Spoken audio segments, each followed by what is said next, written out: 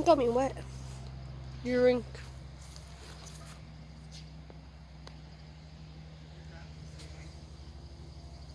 Just touch the bird. Ew. Yeah, okay. So this bird, he's your friend. He lives with us in his cage. We found him. He's big now. When we found him, he's little. And now he's big.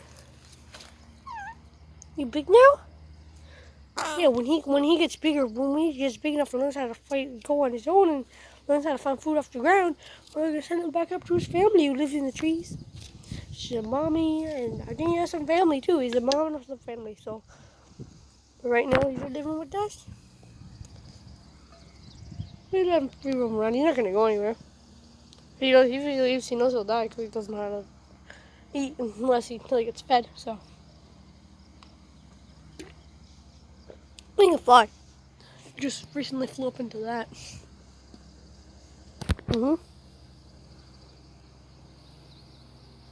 Robin. What did you say? Yeah, I agree with you.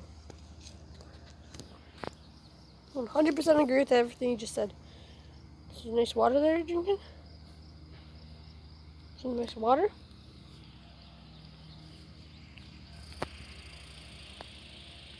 Yeah, so I'm gonna be.